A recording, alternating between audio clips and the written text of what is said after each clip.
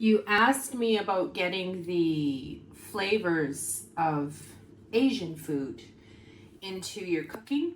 So what they do here in China is I dice up garlic and fresh ginger. So I go pick that up at the market. If you don't have it, just use the powdered stuff or whatever you have at home, okay? And you add a little bit of a light soy sauce to the meat. You cut the meat small enough pieces. It should actually even be smaller, like in little slices.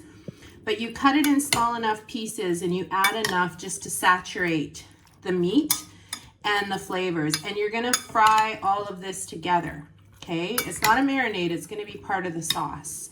So you just let this sit for maybe 15-20 minutes. Keep stirring it every now and then to make sure it's got like complete coverage on everything. And then let it sit, and then you're gonna pop it into the pan with just a little bit of oil. Okay, so it's all cooking nice. You don't wanna sear it, you just wanna keep it in there long enough. You can see the liquid with the soy sauce and also coming out of the meat. While you're doing this, you're gonna wanna add some onions. Now, I'm using the red onions because the red onions just give it a little bit more of a pronounced kind of a tangy sort of flavor. So I'm just gonna stir this up a bit, but you're not going to wanna sear it, okay?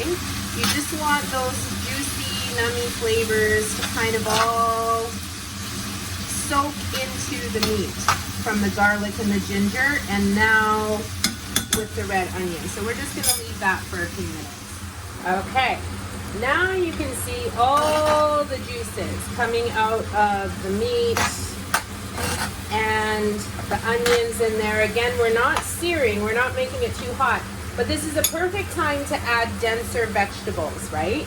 So the ones that need a little bit more cooking time. So I've got some carrots I've sliced up, and because I'm going to be adding broccoli, I also like, using all parts of the vegetable. So I cut the stalk into smaller pieces, and we're just gonna let this steam through. We're not gonna mix it in too much because we don't want them to get too dark. But what we want is for all of that water, all of the juices to reduce before we add the softer vegetables like the broccoli and the mushrooms and a little bit of red pepper. Okay, you can see it's starting to reduce really nicely. So before we lose all that juice, we're gonna throw the mushrooms on top next. Okay, so the mushrooms can soak up some of those juices. I just use a brown mushroom that I get from the market, but I mean, any kind of mushroom will work. The trick is to make sure that you are marinating that meat just for a short amount of time before with the strong flavors of the garlic and the ginger. Okay, the last step, I already went ahead and did it. I thought I recorded it. We want to make sure that we have a little bit of the moisture left in the bottom. Not too much though, just a little bit. And what that's going to do is it's going to create some steam coming out, okay? So what I do is I put the tin foil on top and just keep it at a nice low heat. So it's still kind of cooking through everything. It's gonna take maybe about 10 minutes. But I don't put like a lid that closes it. Because if I put a lid that closes it and has a tight seal around the edge of the pan, all of that steam gets trapped inside, and that's how you get a dish that's really soggy. So you wanna make sure you're trapping in the steam to steam through those lighter vegetables like the broccoli and the red bell pepper with the flavors from the juice, but you also want that steam to have a way to get out as well, and then you don't end up with a soggy dish. Next step is making sure the rice gets in the rice cooker, okay? So enough water to reach that first knuckle right there. I add a little bit of salt and a little bit of oil, and then I just set it on. There we go, and let it do its thing for 30 minutes. So let's check in on the broccoli. Oh yeah, look at that. See, the broccoli will still stay nice and green as it's steaming through, and the moisture from the broccoli got into the pan as well, right? So that's what I meant. You don't want to have like a tight seal over top. You want to keep it loose enough where the steam can still escape a little bit, but still be steaming the broccoli. Another option is, oh, I forgot to put my rice cooker on. Another option is if you have like a full Chinese brand rice cooker, maybe some of the other brands have it, is you can put a steaming basket on top. I tend to find that the broccoli gets a little soggy that way, so I like doing it like this, keeping all that juicy, meaty, you know, garlic and ginger seasoning on the bottom. Another note, there's absolutely no salt in this other than for the soy sauce, okay? And the reason is if you put too much salt, it's also going to break down your vegetables and make them really soggy. And then they get that ugly kind of a brown color. All right, let's take a look. Oh, this is perfect. Absolutely perfect.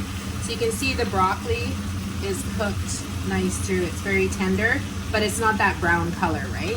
So what we're gonna do now is we're just going to mix everything in. You can see the nice color of the vegetables. The meat is thoroughly cooked through. The carrots are a little darker, but that's okay because they soaked up the meat with those extra pieces from the broccoli stock at the beginning. There we go. Mushrooms are all done. Everything looks perfect. So I am going to turn off the heat, and I'm also going to pop on the foil and wait another 21 minutes for the rice cooker to do its thing. Okay, the rice is done. Now I like my rice a little bit softer. Some people like it a little bit drier. Because there's still a little bit of juice in the stir fry, I made this rice kind of somewhere in between. Fun fact, Chinese people actually don't like eating brown rice. I learned that while I'm here. Brown rice is really hard to come by. It has to do with the cultural connection of white rice to, you know, their whole history of cooking. White rice is also really great for bold flavored pairings because it soaks it up really nice. And white rice is also a lot easier to digest. So the Chinese believe that the brown rice has to be washed so much and polished and everything. It takes away a lot of the nutrients, whereas the white rice doesn't. And there's thousands of varieties of white rice in China from different regions. And I'll have to show you next time I'm at the grocery store. So we're gonna plate this now and have a taste and see how it all looks when it's all put together. Voila, there it is. Wow, look at that. Everything is cooked through with the flavors from the soy sauce, ginger, and garlic, all minced together and seasoned, and a beautiful looking, colorful mountain over top that white rice. So yeah, it takes 30 minutes, including the time for the rice cooker. But the stir fry itself, yeah, I would say the whole thing takes about 30 minutes, including chopping and everything, but only about 15 minutes to cook through for this nummy, juicy goodness.